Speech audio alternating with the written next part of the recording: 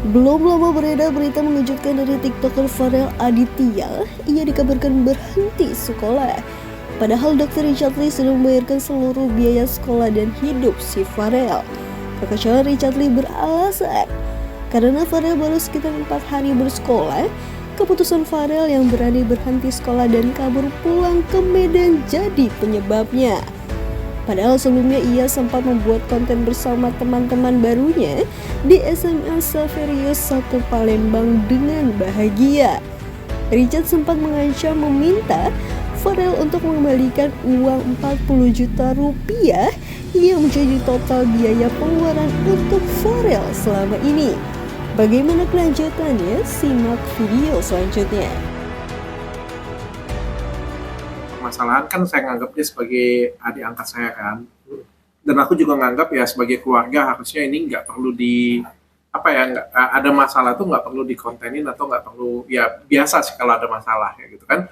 Andai kata dia nggak betah mau pulang pun itu juga menjadi urusan saya sih sebenarnya, tapi karena dia kabur dan juga dia mengontenin saya dan dibuat di situ seakan-akan menjelekkan saya, mengatakan bahwa saya minta dibalikin, dan lain sebagainya, menggiring opini untuk menjelekkan saya, maka menurut saya wajib untuk saya cuma sekedar klarifikasi ya, karena kan jangan sampai kita sudah bantuin orang malah aku pula yang kena getahnya kan, sudah bantuin orang keluar duit kena getahnya lagi kan, aku nggak mau. Jadi lebih bagus diklarifikasi aja supaya nggak terjadi fitnah untuk saya juga, untuk kedepannya juga gitu. Tapi awalnya kenapa dokter ingin membantu?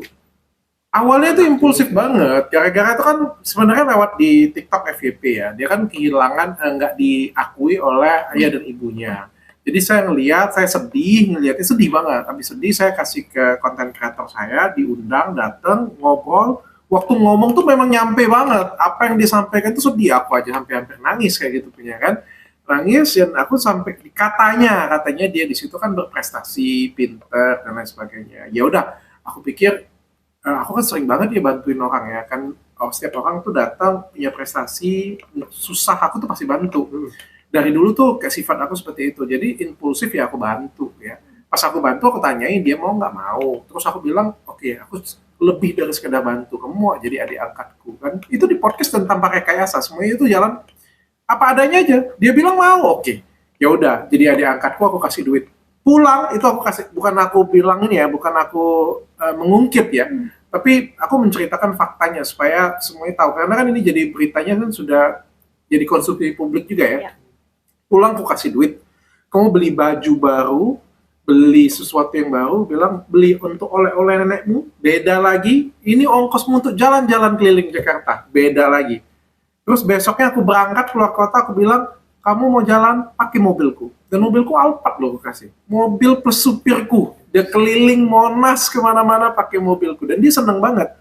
Pulang lagi dia bilang kurang duit lagi, saya kasih lagi duit. Dia bilang neneknya ada hutang, oke berapa hutangnya, aku bayarin hutangnya.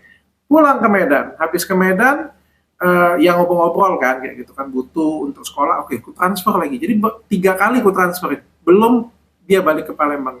Terus aku bilang, kalau kamu memang serius mau pindah mau FKUI, aku bilang, serius banget kak, serius mau jadi dokter, aku bilang serius. Aku cuma bilang, kalau kamu pengen jadi dokter, sepertinya fasilitas yang kamu punya sekarang tuh nggak cukup. Soalnya kan sekolahnya apa adanya. Bilang harus pindah. Dia langsung bilang, aku setuju banget kak. Memang rasanya itu dunia ini luas, nggak mungkin sekecil ini. Ya kan dia sambut aku kan, ya aku seneng dong. Dia malah semangat. Bilang kalau mau pindah sekolah ke tempat yang lebih bagus bagaimana? Siap, senang hati. Malah aku tanya nenek kayak gimana? Tenang kak, kalau nenek semuanya clear, dia bilang. Malah nenek support apapun kata saya, katanya kan. Ya udah aku support aja. Aku bilang mau pindahin ke sekolah negeri, kan carilah sekolah negeri. Tapi ternyata sekolah dia sekarang itu swasta pindah ke negeri itu nggak bisa. Jadi mau nggak mau aku pindahkan dia ke SMA Safri 1, tempat sekolahku dulu, alumniku. Dan aku sampai telepon kepala sekolahnya, dan akhirnya singkat cerita dia pindah. Pindah itu semua biaya aku tanggung loh. Semua biaya dari pesawat, hotel, transitnya, makannya, dan lain sebagainya. Dan juga waktu pindahin dia, ngasih duit lagi ke neneknya juga. Jadi kayak semuanya sudah aku aturin semua. Dan pada waktu dia ini kan belum 1 minggu ya, pada waktu dia mulai tanggal 1 itu kayak aku kasih duit bulanan. Bulanan untuk dia itu 1 bulannya 3 juta, untuk neneknya 2 juta. Harusnya ya kalau kita normalnya ya, orang kerja UMR itu aja nggak sampai 5 juta. Artinya dia tuh bekerjanya apa? Cuma belajar. Belajar tapi dianya dapat jajan, neneknya dapat duit yang belum tentu juga dia di Medan dapat duit juga segitu. Terus kerjaan cuma belajar, belum lagi uang sekolahnya ditanggung dan lain sebagainya. Makanya aku sangat kecewa banget sih bisa kejadian seperti itu. Dok, ini kan apa sih yang membuat si F ini akhirnya mundur ya? Kan sempet tuh curhat di TikTok kalau nggak salah tiap malam tuh ya. Ini gimana? Apa yang membuat dia tertekan? Katanya kan merasa tertekan. Aku juga nggak tahu sih, karena kan beberapa waktu dia ada ngobrol dengan aku, dia ada curhat soal sekolahnya nggak betah katanya kan. Tapi aku juga kan bukan orang yang kosong banget kerjaanku kan, jadi kan aku nggak mungkin tanya setiap hari juga, aku banyak banget pekerjaan. Istriku aja kadang anakku aja nggak aku telepon seharian kayak gitu punya, tapi dia aku masih sempet chatting, masih sempet kasih semangat kayak gitu kan. Apalagi kan ini lagi sibuk-sibuknya ulang tahun Athena yang ke-10 tanggal 18 nanti, jadi kayak pikiranku tuh semua all out ke sana semua. Dan dia tetap curhat, aku juga tetap kasih semangat juga. Katanya sekolahnya kesepian, jauh dari nenek, kangen lah kayak gitu kan. Aku bilang hal yang wajar sih, nggak ada masalah. Aku bilang, aku kasih semangat terus, malah bukti chatnya banyak banget, aku kasih semangat, sampai akhirnya dia bilang dia mau berhenti sekolah. Sialan dalam hatiku. Itu beruntung loh. Kalau aku pikir-pikir ya, itu tuh aku masih nasehatin itu dengan baik hati ya. Coba bayangkan kalau misalnya aku marah. Mungkin beda lagi, aku viral yang lain ya gitu. Padahal sebenarnya kalaupun aku marah pada waktu itu adalah suatu hal yang wajar sih menurutku. Kalau misalnya aku sendiri, kalau misalnya baru dibayarin mak bapak aku sekolah, apalagi mahal, terus aku bilang, mak, aku mau berhenti sekolah, pikir ada yang melayang pasti kepala aku. Kayaknya, ya wajar lah kalau kita baru sekolah 3 hari mau berhenti kan wajar banget. Tapi sebagai seorang kakak lah, aku masih bisa ngerti. Ini kan anak 17 tahun, masih lagi labil-labilnya. Aku juga punya anak, kadang-kadang anakku juga nakal. Aku juga paham. Aku masih mau rangkul kok. Bayangkan, pada waktu dia ngomong seperti itu aja, aku marahin tuh malam-malam, aku telepon, itu ku omelin, terus ku bilang, Farel, masih ingat aku, Farel, minta maaf dengan kakak. Aku kayak anakku sendiri gitu. Karena anakku pun kalau kemarin kayak gitu, minta maaf dengan aku bilang kayak gitu. Minta maaf, I'm so sorry, dia bilang kayak gitu. Oke. Ya udah, aku anggap hari ini kejadiannya tidak ada. Nggak banyak loh orang yang bisa seperti itu, sudah dikecewakan, terus bisa ngomong, oke, hari ini aku anggap kejadiannya tidak ada, kayak gitu. Tapi aku berpikir kalau sekali lagi dia minta, aku bilang, aku pulangkan. Ini jam 7 pagi besoknya, sumpah. Cepet banget loh. Jam 7 pagi besoknya dia langsung bilang juga dia mau berhenti. Udah, pergilah. Gak jadi masalah. Dan yang bikin, di hari yang sama itu dia bikin konten. Bahwa dia bilang, aku meminta kembali dana 47 juta. Dan juga di hari yang besoknya, dia rekam pembicaraan stafku, orang kepercayaanku yang datang, dan menurutku itu attitude-nya sudah sangat tidak baik. Aku salah pilih orang, ya Tuhan malah sayang dengan aku, dikasih tahu yang sekarang kayak gitu punya, maka menurutku ya udah tinggalin aja kayak gitu. Dok, dapat informasi dari pihak sekolah perihal Farel ini seperti apa selama di sekolah mungkin? Katanya, kata gurunya, dia sering teleponan sampai dengan 2 jam pada waktu jam pelajaran sekolah, izin, katanya seperti itu. Aku nggak tahu kalau telepon siapa, aku nggak tahu. Dan itu juga aku baru tahu hari ini. Tapi kalau secara akademisnya dia di sekolah gimana? Biasa aja, nggak, ya mungkin kan juga karena baru ya. Mungkin juga dia terkejut sih. Aku rasa dia pasti terkejut. Kalau menurutku itu hal yang wajar lah. Kan mungkin sekolah yang lamanya nggak setara dengan sekolah yang baru. Sekolah yang baru ini kan salah satu sekolah terbaik di tempatku. Jadi wajar lah kalau misalnya dia terkejut melihat teman-temannya juga yang dari lahir sudah ngomongnya bahasa Inggris kayak gitu kan. Tapi di situ bahasanya Indonesia kok gitu kan. Mereka juga kata-kata orang yang berpendidikan, tapi kan bagus. Butuh adaptasi aja menurutku sih. Tapi kan ini baru 3 hari langsung mau berhenti, gile. Dok, artinya udah mengeluarkan duit juga yang nggak tahu nominalnya berapa. Sampai akhirnya seperti ini, nyesel nggak sih? Kalau ngomong nyesel pasti nyesel ya. Menyesalnya itu bukan kayak gini. Kalau misalnya cuma keluar duit, nggak jadi masalah. tapi permasalahannya sudah keluar duit, cenderung bisa menjadi fitnah pula. Itu kan jadi masalah. Ini Mas, kebetulan apa yang kulakukan ini semuanya tulus.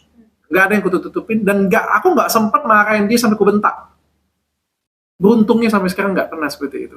Bayangkan kalau misalnya aku pernah kelepasan marah dengan dia. Bayangkan aku cuma ngomongin seperti ini aja bisa dikontenin. Apalagi kalau misalnya aku kelepasan emosi dengan dia. Kan mengerikan sekali yang seperti ini punya. Jadi kayak, aku beruntung banget ya. Waktu dia ngomong 47 juta, aduh, minta dibalikin. Ini cenderung sih sebenarnya, apa ya, bukan pencemaran nama baik, apa yang namanya ya? Pembunuhan karakter. Iya kan, pembunuhan karakter. Kalau misalnya dia pengen, sekarang pertanyaan aku, apa tujuan dia ngomong itu ke live, ke sosial media dia? Apa sih tujuannya? Kalau mereka dia nggak mampu, silakan dia datang ke aku. Kan aku kakak dia. Apakah kalau misalnya kita orang tua kalau lagi ribut, kita di rumah semuanya, itu akan curhat dengan handphone kita? Enggak. Bayangkan suami istri ribut aja, kalau nggak sampai mau cerai, nggak akan ribut di sosial media. Bayangkan semua anak kalau kena marah mak ya, cerita di media sosial semuanya. Heboh dunia nanti. Ya biasa aja kalau kena marah, ya biasa aja. Cuma ini memang agak beda nih kakak. Berarti dokter udah kontak neneknya di Sudah, pada malam dia ngomong dia mau pulang, aku kontakkan dengan neneknya, dengan budenya. Mereka telepon aku, mereka ngebujukin untuk pulangnya Farel. Tapi aku nggak setuju, aku bilang. Karena aku kan juga ngajarin keras ya. Bahwa aku bilang, ini kan baru dibayarin semuanya, aku bilang kan. Dan ini juga masa adaptasi, aku bilang. Sabar aja lah, lihat dulu sabar, aku bilang kan. Dan ada kan statement dia di salah satu postingan dia bahwa aku mengancam neneknya. Sebenarnya aku bukan mengancam. Aduh. Sebenarnya yang terjadi itu adalah aku bilang dengan neneknya, dengan budenya, kalau Farel kabur, aku bilang, aku akan kejar. Aku bilang, karena aku minta support dari keluarganya, bahwa si Farel ini sekolah, dan sekolahnya juga benar untuk menuntut masa depan dia, aku bilang. Kalau misalnya dia kabur dari Palembang, tanpa pengetahuanku, dan dengan izin keluarganya, maka aku akan kejar, aku bilang. Tapi kan aku ngomong kayak gitu supaya mereka itu takut dan nggak memberikan apa yang aneh-aneh dengan Farel, malah ya kasih janganlah kau pulang ya gitu kan. Tujuanku adalah itu sebenarnya. Apa juga yang mau dituntut? Emang nggak sekolah pidana? Tapi kan dianggapnya aku mengancam. Aku nggak ngancem lah ya, di mana-mana kan kita kan berusaha juga mendidik dengan keras ya. Nggak tegas ya. Nggak mungkin juga dia bilang, Kak, aku mau berhenti sekolah ya. Ya, monggo, silakan. Mulai besok kamu boleh nggak sekolah lagi. Dok, sebelum mengangkat Farel jadi adik dan pindah ke Palembang, sebelum sudah nyari tahu info latar belakang Farel, artinya di sekolah dia seperti apa anaknya, apakah pergaulannya juga seperti apa? Nah itu enggak. Tapi tapi tanya gurunya, kata gurunya berprestasi, kata gurunya. Dalam hal akademisi atau? Akademis katanya, ranking 1 loh. Aneh juga ya, aku juga bertanya-tanya juga. Ternyata ranking 1 di sana dengan ranking 1 di sekolahku bedanya cukup jauh ya. Tapi dokter kayak dia itu sama dia itu rasanya Aku nggak sejujurnya ya, kalau uang itu masalah hal yang kecil. Sejujurnya aku kesel itu adalah, aku kan sekarang ini lagi sibuk-sibuknya banget yang persiapan ulang tahun Athena. Itu tuh pikiranku benar-benar ke distract ke sana.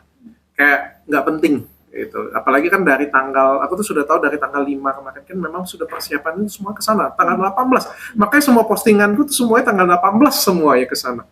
Tapi kayak dia tuh ngerepotin aku kayak gitu, punya aku lagi sibuk kayak gini, dia nambahin pikiranku, dan juga kan pasti kan masyarakat kan pikirannya kepecah-pecah kan, fokusku juga kepecah, itu sih sebenarnya.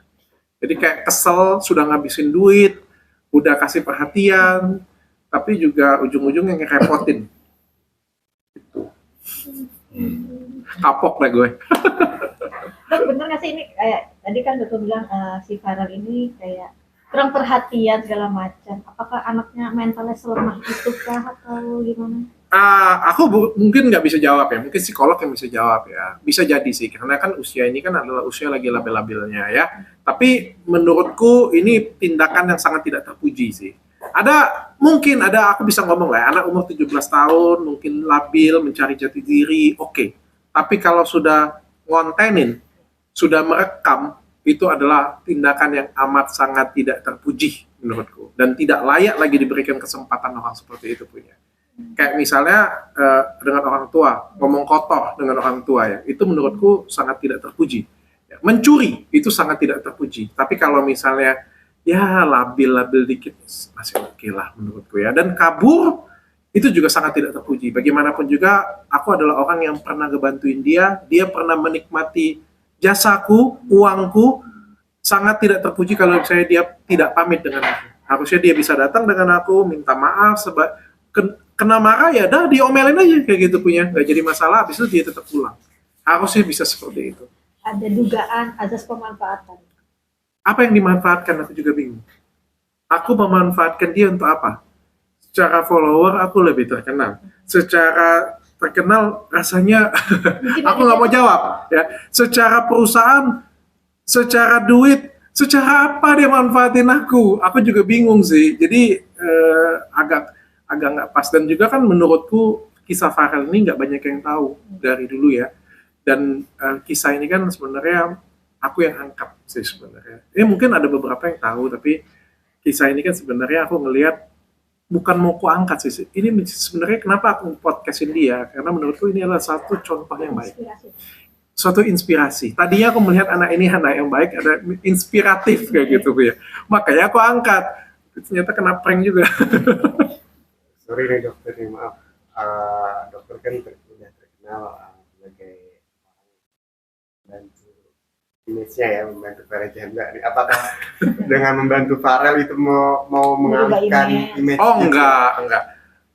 Sebenarnya dari dulu kan aku memang senang banget bantuin orang. Dari dulu sebenarnya. Kenapa? Karena mungkin dari kehidupanku kan juga orang yang miskin, yang susah, yang bekerja keras, yang dulunya juga nggak punya apa-apa ya. Jadi kalau misalnya ngelihat ada orang yang layak aku bantu, pasti aku bantu. Nah, makanya aku selalu ngomong dengan Densu atau dengan beberapa teman-temanku yang lain. Menurutku aku adalah host yang tidak profesional menurutku ya. Kalau yang lain host ya cuma dengerin aja gitu kan. Orang curhat cerai ngomongin aja, cuma mendengarkan. Habis sudah podcast bye-bye kayak gitu ya. Kayak aku tuh kayak baper gitu kan, sudah selesai aku bantuin, malah aku jadiin BA kayak gitu kan. Ada yang aku jadiin apalagi, dikasihin pekerjaan. Karena memang kayak oke, aku punya aksesnya dan aku mau bantu kayak gitu kan. Aku juga dengar Farel kayak gini punya, oke, aku mau bantu gitu kan. Jadi sebenarnya aku bukan host yang baik sih sebenarnya. Jadi bukan kesalahan aku mau pindah dari penyelamat janda jadi penyelamat. Enggak. Tapi semuanya sebenarnya kalau misalnya memang menyentuh hatiku pasti bantu. Oke. Dok, bicara soal Farel ini, ada impact yang didapat mungkin dari netizen kah, publik, atau seperti apa di sosial media dokter perihal curhatan Farel tiap malam itu yang apa aku nggak tahu manfaat yang aku dapetin apa, aku juga tahu. Impact Yang malah yang ada tuh resiko. Impact positif atau negatif? Nggak ada. Kalau impact positif ya dari sebelum ini pun aku pun juga sudah cukup dikenal orang juga ya. terburuk ya dok, mungkin ada haters yang Menyerang. Ada lah, 1-2 itu pasti ada ya, bagaimanapun juga ya, pro dan kontra itu pasti tetap selalu ada sih. Makanya aku bilang lebih bagus aku klarifikasi dan terbuka dengan masyarakat, karena aku menghindari fitnah-fitnah sih. Kan soalnya nggak lucu juga ya, sudah ngebantuin orang, keluar duit, kena fitnah pula kan. Minimal tuh nggak dapat apa-apa lah minimal kan. Jangan pula rugi. dok, tapi sampai detik ini apakah dokter berharap Farel bisa mengembalikan semua yang sudah dokter berikan? Kan kita tahu kan mungkin Farel tidak bisa membalikan semuanya, tapi kalau dari dokter ini sudah seperti apa? Aku nggak berharap lah, soalnya pasti nggak mampu, dianya juga nggak mampu, dan kalau aku kejar akan jadi ribut pasti. Jadi akan jadi panjang dan aku juga nggak akan bisa dapat apa-apa. Andai kata aku ributin pun kayak gitu ya di media sosial atau dimanapun, duitnya nggak dapat.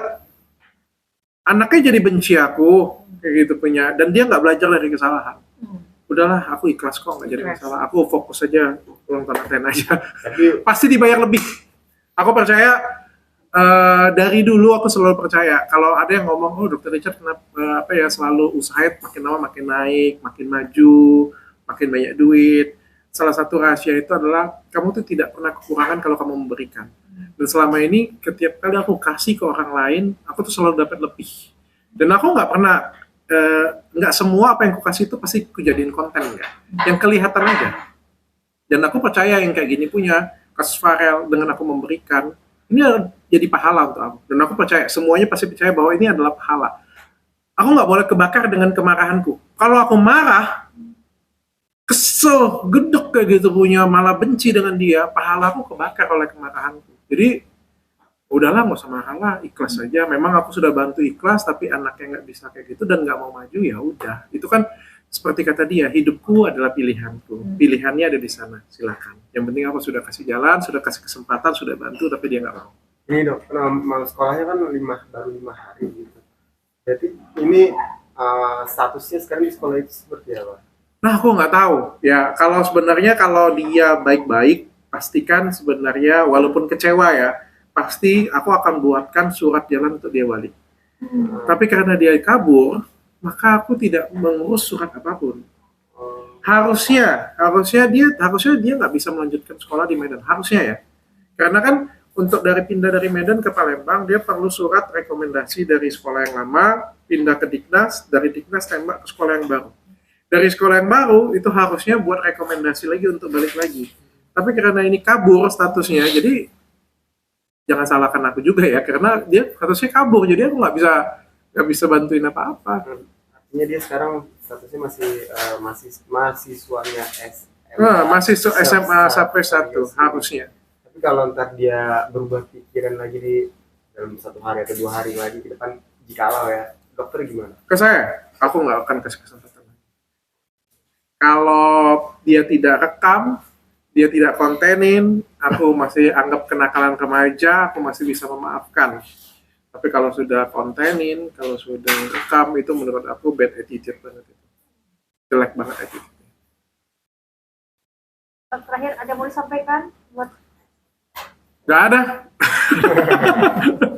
atau mungkin Ini aku bukan menjelek-jelekan ya.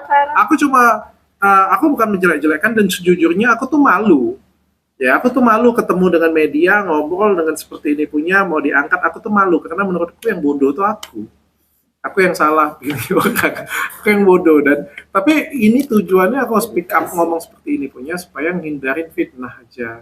Kan orang lain kenalnya Dokter Richard itu bagaimana, dan jangan sampai nanti orang lain, itu Dokter Richard tuh siapa yang minta 47 juta dibalikin, udah bantu minta dibalikin lagi gitu ya kan, malu-maluin gue aja lah.